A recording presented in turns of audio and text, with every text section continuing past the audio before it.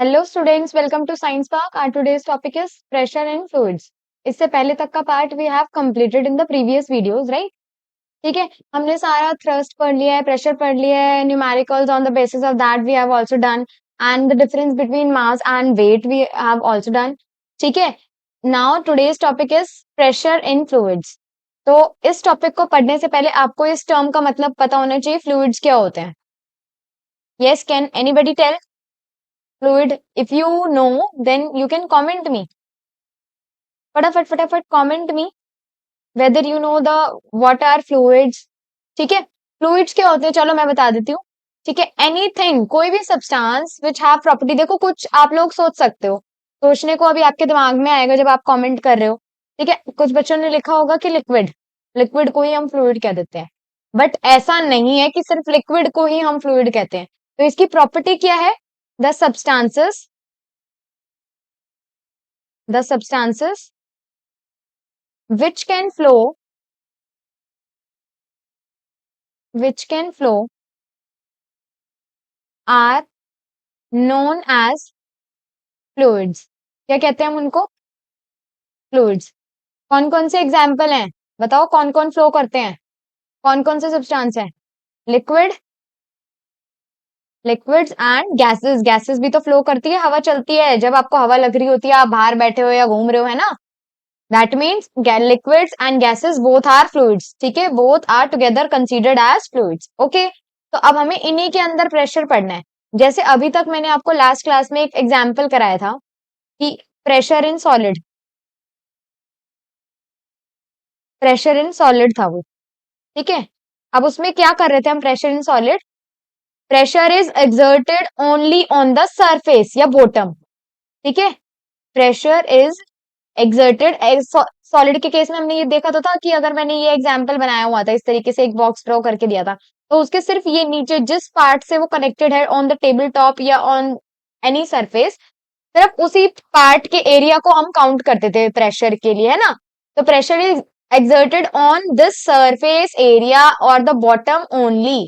ठीक है, pressure is exerted on the bottom area only, that is in one direction. एक ही direction में तो लग रहा है फोर्स, है ना? जो भी प्रेशर है वो एक ही डायरेक्शन में लग रहा है। इसके बाद अनलाइक सॉलिड, सॉलिड की तरह नहीं। ठीक है, लिक्विड में कुछ डिफरेंट चीज होती है। लिक्विड्स में एंड गैसेस के अंदर क्या होता है कि ये हर जगह, जैसे इस कंटेनर में ये लिक्विड है ना, इस कंटेनर में मान लो ये लिक्विड भरा हुआ है, तो ये बॉटम पे भी फोर्स लगाएंगे as well as left right में ये कंटेनर को भी फोर्स लगाएंगे इन ऑल डायरेक्शंस। ठीक है, तो you will right unlike solid, unlike solid, liquid exert, liquid exert, liquid exert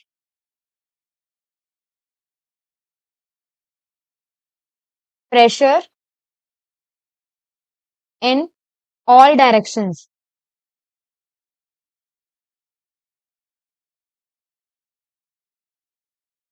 That is at the bottom as well as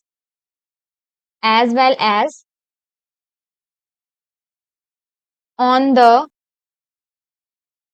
as well as on the walls of the container, walls of the container in which it is kept.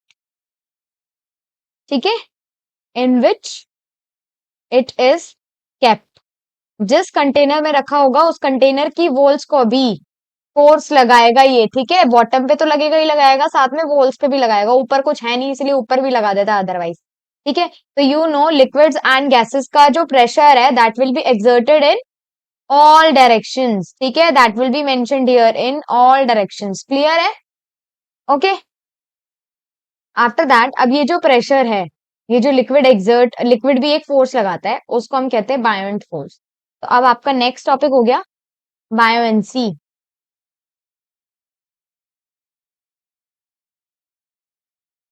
ठीक है, buoyancy इस process को पढ़ने के लिए आपको पहले पता होना चाहिए बायोएंट फोर्स क्या होता है। ठीक है, बायोएंट फोर्स लिखो, द फोर्स या the upward force, the upward force exerted by the liquid, exerted by the liquid or fluid, you can say liquid or fluid, on an object. ठीक है, the upward force exerted by the water, ठीक है, on any object, on an object is known as, is known as buoyant force, buoyant force. Yes, clear है। और ये जो पूरा देखो मैं बताती हूँ ये क्या कहना चाह रहा है, आपने ये ऑब्जर्व किया होगा घर पे आप कुछ भी चीज, जैसे मान लो ये बकेट है और इसके अंदर पानी भरा हुआ है, मैंने इसमें मग डुबो दिया या कुछ भी प्लास्टिक की चीज ले ली मैंने, ठीक है, मैं उसको प्रेशर से बिल्कुल नीचे भेज रही हूँ। ठीक है, मान लो ये मग था, ये मैंने इसको नीचे इस तरीके से डुबो, इसके अंदर पानी भी भर गया स्टिल। ठीक है, अब जैसे ही इसको हमने मग को नीचे डुबो दिया, सिंक करा, जैसे ही मैंने इसको प्रेशर अप्लाई करा, तो आपको पता है ये फटाफट से भाग के ऊपर आ जाएगी, एकदम 1 सेकंड के अंदर अंदर ये पूरा का पूरा यहाँ आ जाएगा ऑन सरफेस ऊपर, और फिर फ्लोट करने लगेगा। ऐसे ही आप कोई वुडन ब्लॉक ले लो, वुडन ब्लॉक को आपने प्रेशर लगा लगा के नीचे भेजा, मगर जैसे ही आप उसका हाथ हटाओगे अपना, तो ये एकदम से ऊपर आ जाएगा। तो ये एकदम से ऊपर क्यों आ गया भाई? ये जो एकदम से ऊपर आ गया इसका कारण क्या है? ये एकदम से ऊपर आ गया वाई, ये यहाँ पर सरफेस पे आ गया वाई, बिकॉज ये जो फ्लूइड है, ये जो फ्लूइड है ये इसके अंदर भरा हुआ है, ये जो है इस डायरेक्शन में, अपवर्ड डायरेक्शन में किसी भी ऑब्जेक्ट के ऊपर फोर्स लगाएगा जो उसके अंदर जाएगी। ठीक है, उसी को फोर्स को कहते हैं हम बायोएंट फोर्स। क्या कहते हैं? Buoyant force. और ये पूरा phenomena and this phenomena and this phenomena is known as buoyancy, इसी को कहते हैं बायोएंसी। यस, क्लियर है? ठीक है, अच्छा अब आपके दिमाग में ये क्वेश्चन आ सकता है कि अगर जैसे ये तो चलो ठीक है, फोर्स लगाया और ये ऊपर आ गया, अब सपोज मैंने एक ये बकेट लिया है, इसके अंदर मैंने कॉइन डाला है छोटा सा, इससे तो छोटा ही होता है, तो वो नीचे चला जाता है भाई, वो तो नहीं आता ऊपर। फिर वो आप सोच रहे हो कि बायोंट फोर्स क्या उसमें नहीं लगता? लगता है, मगर ये जो डूबने वाला और फ्लोट करने वाला कॉन्सेप्ट है, देखो बायोंट फोर्स इस पे भी लगेगा, इस पे भी लगेगा। हो सकता है कोई चीज डूब जाए, हो सकता है कोई चीज जो है फ्लोट कर जाए। ठीक है, some substances will sink and some substances will float. ठीक है, इसको मैं नीचे ही कर देती हूँ।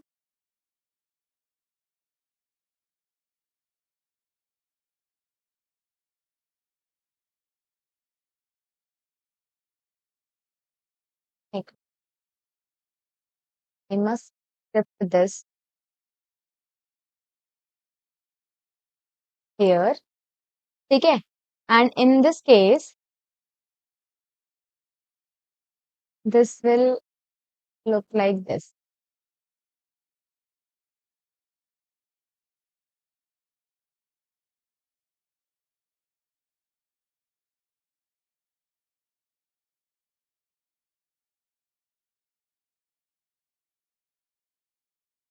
ठीक है, अब आपको पता है ये चीज जो है ये फ्लोट कर रही है, ठीक है, और ये हमारी सिंक कर रही है कॉइन। तो ये फ्लोट एंड सिंक का concept is something different.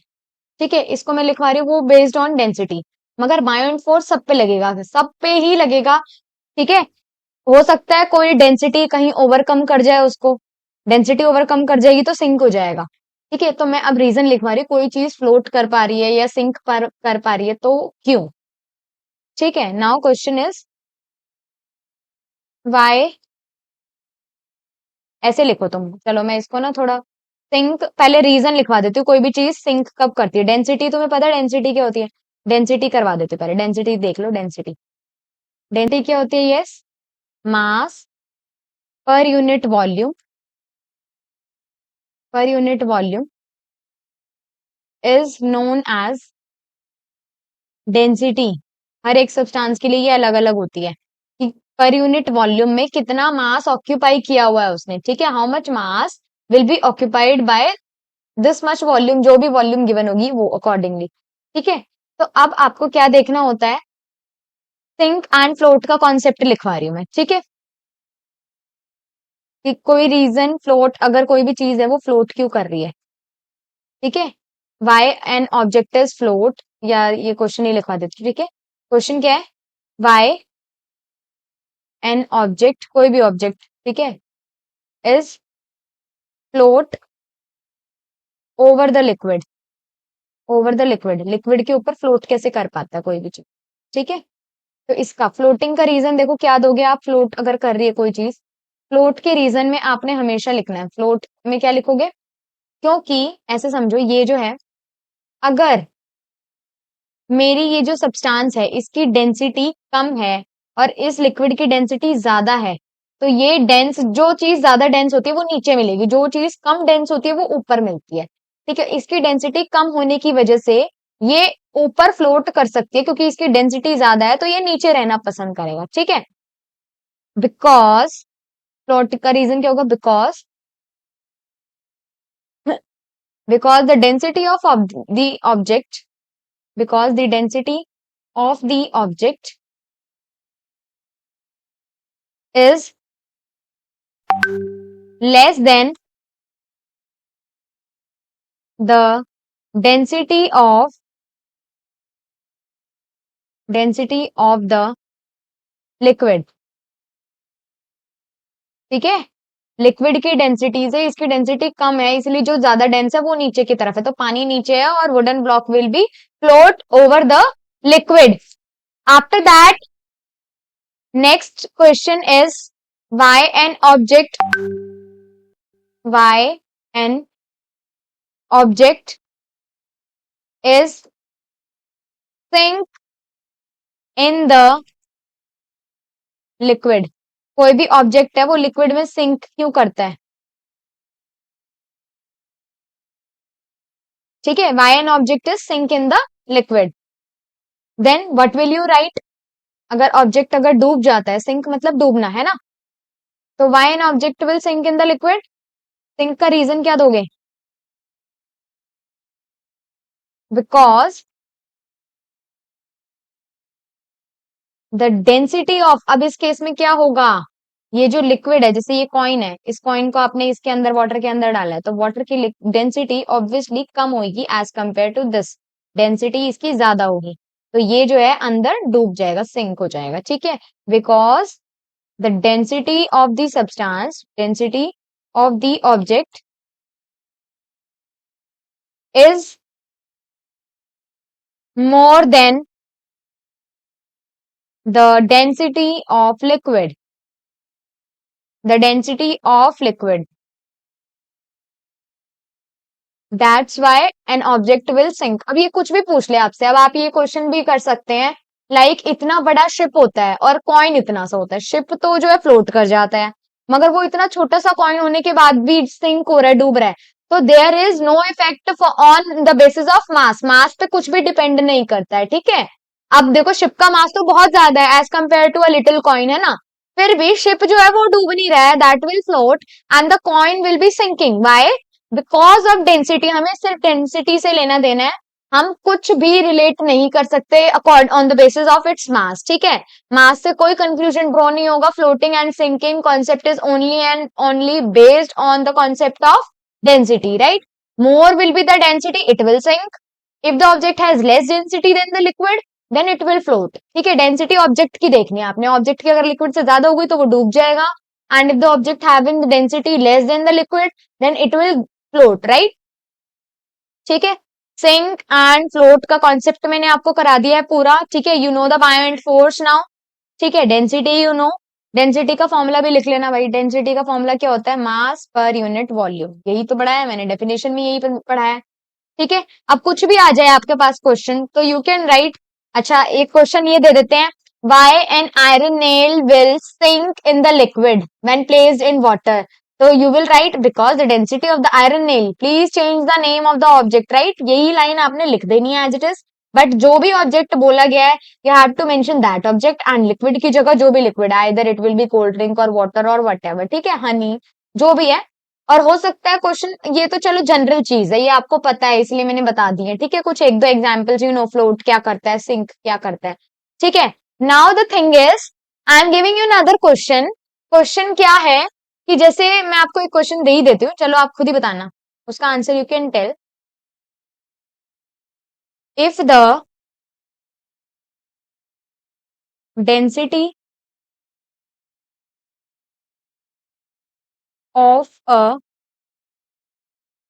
9 rupee, 9 rupee नहीं, चलो 9 रुपीज का कॉइन तो होता ही नहीं है ना, 10 rupee coin, 10 rupee coin is 2.48 kilogram पर centimetre cube, and the liquid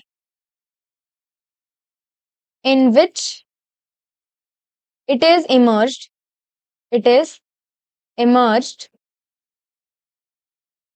is 1.2 kilogram पर सेंटीमीटर क्यूब, ठीक है। व्हाट विल डिटरमाइन, अब इसको डिटरमाइन से कर लो, determine, determine whether the, whether the coin will sink और फ्लोट।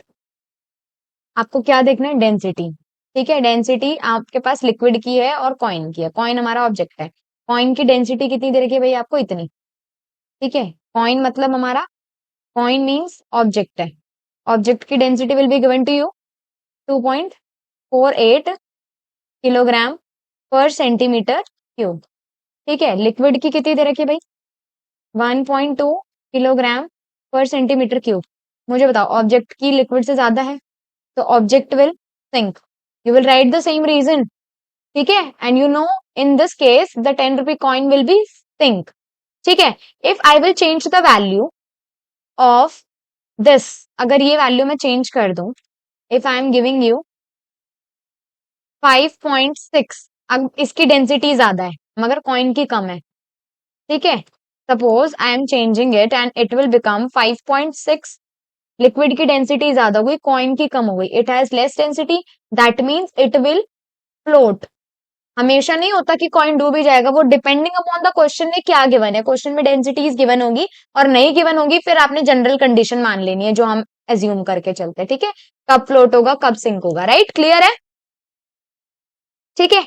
इसके बाद it's, I am going to teach you the last topic of this chapter, that is Archimedes principle, which is very very very very important, ठीक है। You can mark it, ठीक है। Now write down the heading, Archimedes principle.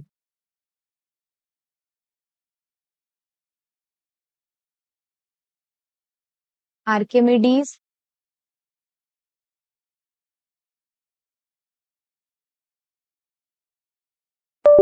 Archimedes principle, ठीक है। इसकी definition आपने वो ही लिखनी है जो मैं अभी लिखवा रही हूँ, बिल्कुल आधा अक्षर भी चेंज नहीं करना है आपने इसमें से, ठीक है। कुछ भी चेंज नहीं करोगे, एज इट इज आपने लिखना है, ठीक है। When a body is immersed fully और partially in a fluid,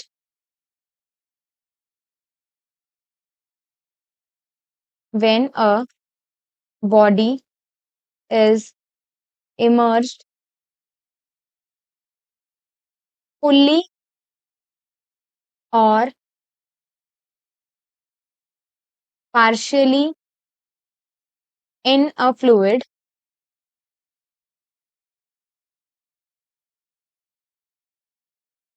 it experiences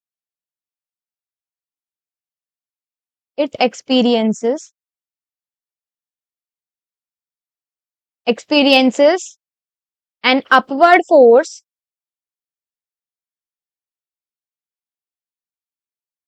an upward force that is equal to, that is equal to the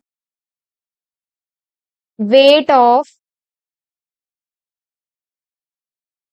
fluid displaced by it.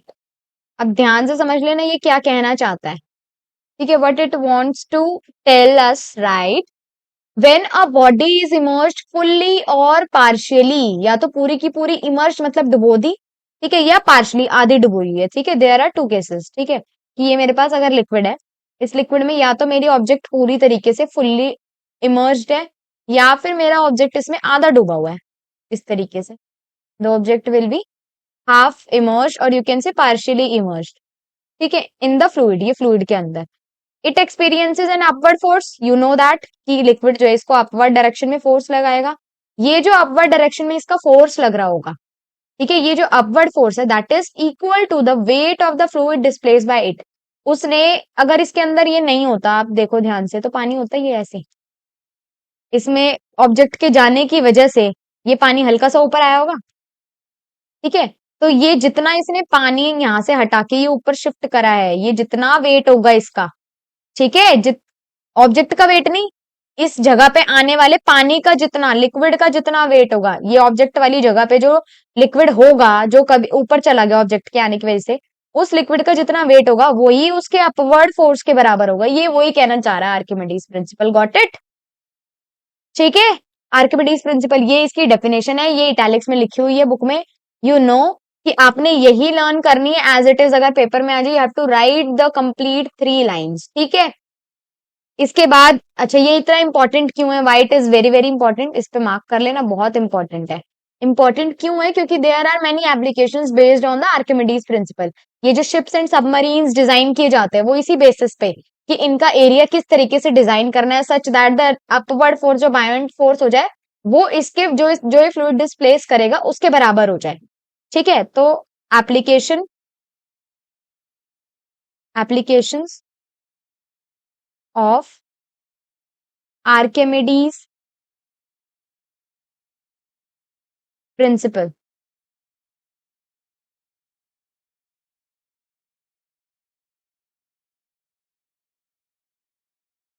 First है application इसकी, first application you have to write used in designing ships and submarines, ठीक है, used in designing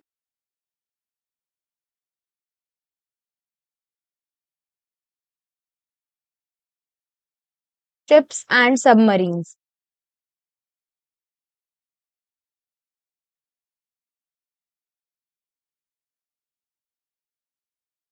ships and submarines,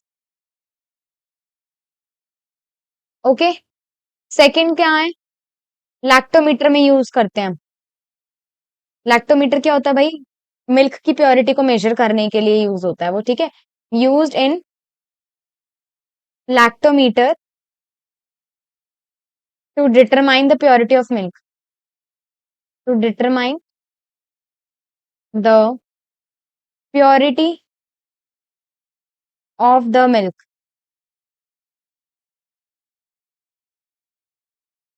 ठीक है। उसके बाद last one is used in hydrometers for density of the liquid. Density, जो भी हम डेंसिटी की बात कर रहे थे वो मेजर किससे होती है, हाइड्रोमीटर से। तो used in hydrometer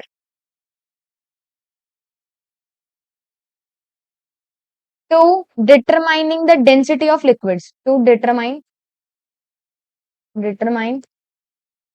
the density of liquid, ठीक है।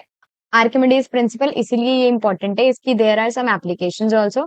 This is Archimedes principle which is written here, ठीक है, you can see it, this complete is Archimedes principle which you can see here, ठीक है। नाउ ये पूरा का पूरा चैप्टर ग्रेविटेशन फिनिश हो गया आज की इस वीडियो के साथ, ठीक है। आई होप आपको सारी चीजें क्लियर हुई होंगी, ठीक है। If you have any doubts in this chapter you can comment me and you can tell me as well as on Instagram channel, and thank you so much guys.